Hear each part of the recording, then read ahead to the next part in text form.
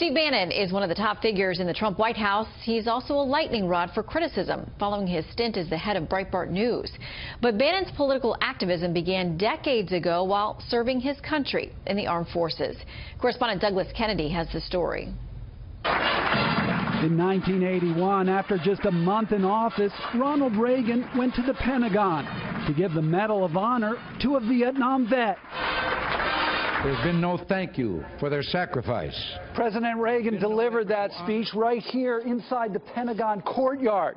The backdrop was to tell military personnel they mattered. It's time to show our pride in them and to thank them. In the audience that day was a young Steve Bannon, now special counsel to President Trump, but then a 27-year-old junior lieutenant in the Pentagon operations. Bannon's longtime friend Sonny Masso was standing next to him. This speech was a game changer. It was the first time anyone had ever shown appreciation. Bannon would later tell Bloomberg News Service, "I wasn't political until I got into the service and saw how badly Jimmy Carter effed things up. I became a huge Reagan admirer." In fact, Bannon joined the Navy the same month Carter took office. I, Jimmy Carter, do solemnly swear.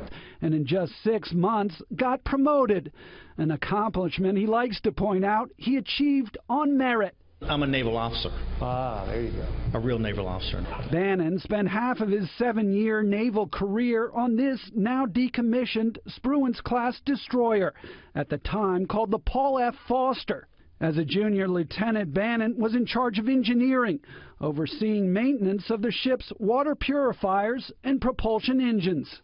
Bannon then moved topside, where he became ship navigator. I understand one thing, mathematics, and the application of mathematics to the real world. Dave Zimba served with Bannon and was also a navigator on the Foster. How did they train you guys to think mathematically or empirically? Well, the whole process involves a lot of mathematical disciplines, from geometry to trigonometry and analysis. Bannon was at the helm of the Foster as it accompanied members of the crew of Operation Eagle Claw, the doomed rescue mission of the Iranian hostage crisis.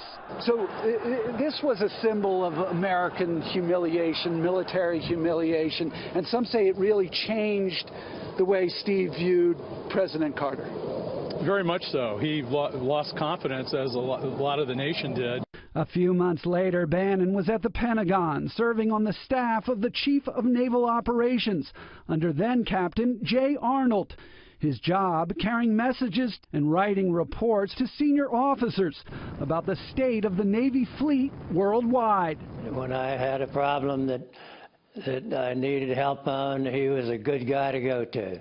It was when he got back home, and especially here at the Pentagon, his friends say he became more politically aware and politically engaged. So you ended up watching the presidential debate between Carter and Reagan with Steve that year. October 24th, 1980. It was amazing because he was on his feet pacing, and it was a point-counterpoint, and he was quite animated in the debate. He also acquired some big ambitions, including telling friend Pat McKim he wanted one day to be Secretary of Defense.